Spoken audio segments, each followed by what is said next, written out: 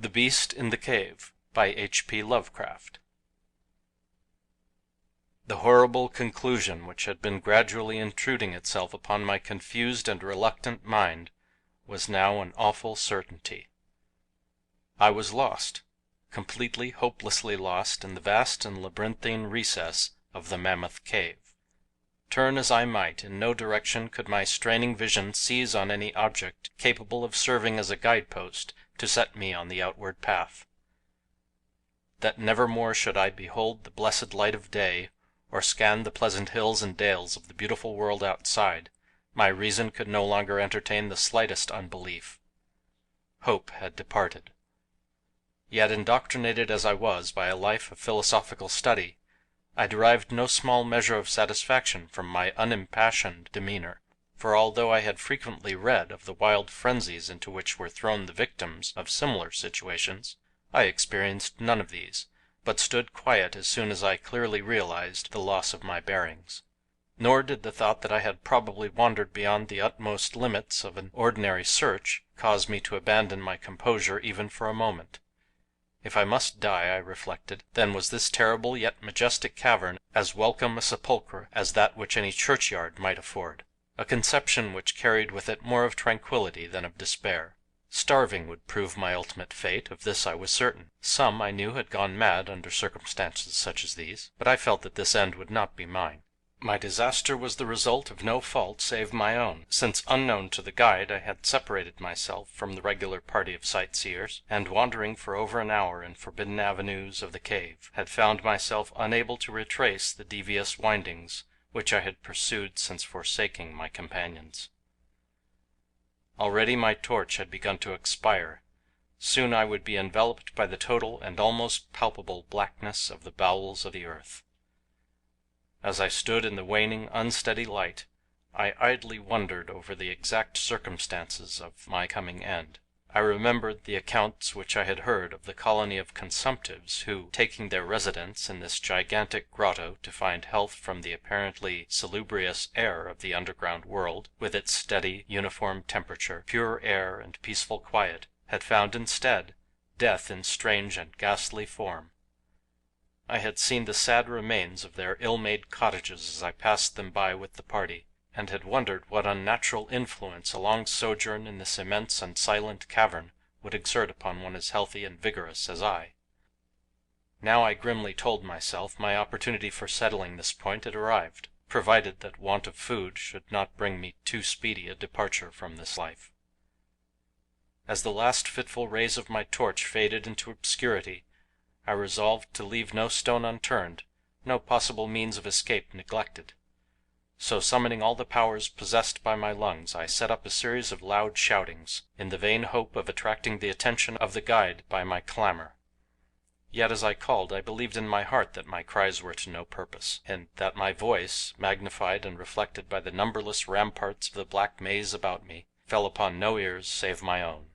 All at once, however, my attention was fixed with a start as I fancied that I heard the sound of soft approaching steps on the rocky floor of the cavern. Was my deliverance about to be accomplished so soon? Had, then, all my horrible apprehensions been for naught? And was the guide, having marked my unwarranted absence from the party, following my course and seeking me out in this limestone labyrinth? Whilst these joyful queries arose in my brain, I was on the point of renewing my cries, in order that my discovery might come the sooner, when in an instant my delight was turned to horror as I listened, for my ever acute ear, now sharpened in even greater degree by the complete silence of the cave, bore to my benumbed understanding the unexpected and dreadful knowledge that these footfalls were not like those of any mortal man. In the unearthly stillness of this subterranean region, the tread of the booted guide would have sounded like a series of sharp and incisive blows. These impacts were soft and stealthy, as of the paws of some feline. Besides, when I listened carefully, I seemed to trace the falls of 4 instead of 2 feet. I was now convinced that I had by my own cries aroused and attracted some wild beast, perhaps a mountain lion, which had accidentally strayed within the cave. Perhaps, I considered, the Almighty had chosen for me a swifter and more merciful death than that of hunger. Yet the instinct of self-preservation, never wholly dormant, was stirred in my breast, and though escape from the oncoming peril might but spare me for a sterner and more lingering end, I determined nevertheless to part with my life at as high a price as I could command. Strange as it may seem, my mind conceived of no intent on the part of the visitor save that of hostility. Accordingly I became very quiet, in the hope that the unknown beast would, in the absence of a guiding sound, lose its direction as had I, and thus pass me by. But this hope was not destined for realization, for the strange footfalls steadily advanced, the animal evidently having obtained my scent, which in an atmosphere so absolutely free from all distracting influences as is that of the cave, could doubtless be followed at great distance. Seeing, therefore, that I must be armed for defense against an uncanny and unseen attack in the dark, I grouped about me the largest of the fragments of rock which were strewn upon all parts of the floor of the cavern in the vicinity, and grasping one in each hand for immediate use, awaited with resignation the inevitable result. Meanwhile the hideous pattering of the paws drew near. Certainly the conduct of the creature was exceedingly strange. Most of the time the tread seemed to be that of a quadruped, walking with a singular lack of unison betwixt hind and fore feet. Yet at brief and infrequent intervals I fancied that but 2 feet were engaged in the process of locomotion. I wondered what species of animal was to confront me. It must, I thought, be some unfortunate beast who had paid for its curiosity to investigate one of the entrances of the fearful grotto, with a lifelong confinement in its interminable recesses. It doubtless obtained as food the eyeless fish, bats and rats of the cave, as well as some of the ordinary fish that are wafted in at every freshet of Green River, which communicates in some occult manner with the waters of the cave.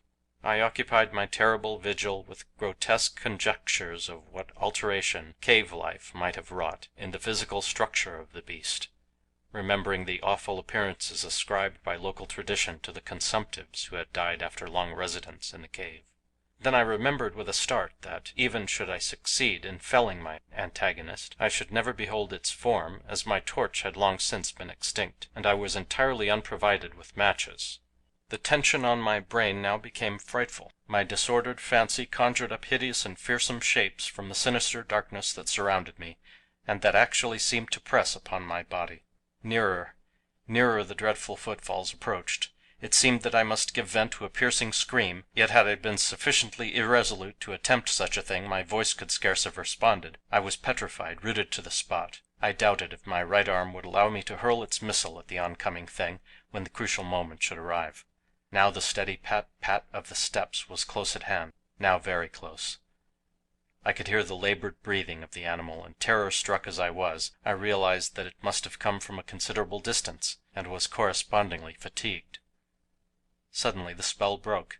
My right hand, guided by my ever trustworthy sense of hearing, threw with full force the sharp-angled bit of limestone which it contained, toward that point in the darkness from which emanated the breathing and pattering, and wonderful to relate, it nearly reached its goal, for I heard the thing jump, landing at a distance away, where it seemed to pause. Having readjusted my aim, I discharged my second missile, this time most effectively, for with a flood of joy I listened as the creature fell in what sounded like a complete collapse, and evidently remained prone and unmoving. Almost overpowered by the great relief which rushed over me, I reeled back against the wall. The breathing continued in heavy gasping inhalations and expirations, whence I realized that I had no more than wounded the creature. And now all desire to examine the thing ceased. At last something allied to groundless, superstitious fear had entered my brain, and I did not approach the body, nor did I continue to cast stones at it in order to complete the extinction of its life. Instead, I ran at full speed in what was, as nearly as I could estimate in my frenzied condition, the direction from which I had come.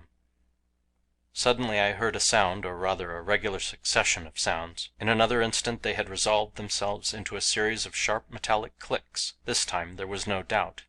It was the guide. And then I shouted, yelled, screamed, even shrieked with joy as I beheld in the vaulted arches above the faint and glimmering effulgence which I knew to be the reflected light of an approaching torch. I ran to meet the flare, and before I could completely understand what had occurred, was lying upon the ground at the feet of the guide, embracing his boots and gibbering despite my boasted reserve in a most meaningless and idiotic manner, pouring out my terrible story and at the same time overwhelming my auditor with protestations of gratitude. At length I awoke to something like my normal consciousness. The guide had noted my absence upon the arrival of the party at the entrance of the cave, and had, from his own intuitive sense of direction, proceeded to make a thorough canvass of by passages just ahead of where he had last spoken to me, locating my whereabouts after a quest of about 4 hours. By the time he had related this to me, I, emboldened by his torch and his company, began to reflect upon the strange beast which I had wounded but a short distance back in the darkness, and suggested that we ascertain by the flashlight's aid what manner of creature was my victim. Accordingly I retraced my steps, this time with a courage born of companionship, to the scene of my terrible experience. Soon we descried a white object upon the floor, an object whiter even than the gleaming limestone itself. Cautiously advancing, we gave vent to a simultaneous ejaculation of wonderment, for of all the unnatural monsters either of us had in our lifetimes beheld, this was in surpassing degree the strangest. It appeared to be an anthropoid ape of large proportions, escaped perhaps from some itinerant menagerie. Its hair was snow white, a thing due no doubt to the bleaching action of a long existence within the inky confines of the cave. But it was also surprisingly thin, being indeed largely absent save on the head, where it was of such length and abundance that it fell over the shoulders in considerable profusion. The face was turned away from us, as the creature lay almost directly upon it. The inclination of the limbs was very singular, explaining, however, the alternation in their use which I had before noted, whereby the beast used sometimes all four, and on other occasions but two, for its progress. From the tips of the fingers or toes long rat-like claws extended. The hands or feet were not prehensile, a fact that I ascribed to that long residence in the cave, which, as I before mentioned, seemed evident from the all-pervading and almost unearthly whiteness so characteristic of the whole anatomy. No tail seemed to be present. The respiration had now grown very feeble, and the guide had drawn his pistol with the evident intent of dispatching the creature, when a sudden sound emitted by the latter caused the weapon to fall unused. The sound was of a nature difficult to describe. It was not like the normal note of any known species of simian, and I wonder if this unnatural quality were not the result of a long continued and complete silence, broken by the sensations produced by the advent of the light, a thing which the beast could not have seen since its first entrance into the cave. The sound, which I might feebly attempt to classify as a kind of deep-toned chattering, was faintly continued. All at once a fleeting spasm of energy seemed to pass through the frame of the beast. The paws went through a convulsive motion, and the limbs contracted. With a jerk the white body rolled over so that its face was turned in our direction. For a moment I was so struck with horror at the eyes thus revealed that I noted nothing else. They were black, those eyes, deep jetty black, in hideous contrast to the snow-white hair and flesh. Like those of other cave denizens, they were deeply sunken in their orbits, and were entirely destitute of iris. As I looked more closely I saw that they were set in a face less prognathous than that of the average ape, and infinitely less hairy. The nose was quite distinct. As we gazed upon the uncanny sight presented to our vision, the thick lips opened and several sounds issued from them, after which the thing relaxed in death. The guide clutched my coat sleeve and trembled so violently that the light shook fitfully, casting weird moving shadows on the walls. I made no motion, but stood rigidly still, my horrified eyes fixed upon the floor ahead. The fear left, and wonder, awe, compassion, and reverence succeeded in its place. For the sounds uttered by the stricken figure that lay stretched out on the limestone had told us the awesome truth. The creature I had killed, the strange beast of the unfathomed cave, was, or had at one time been, a man. End of The Beast in the Cave by H.P. Lovecraft.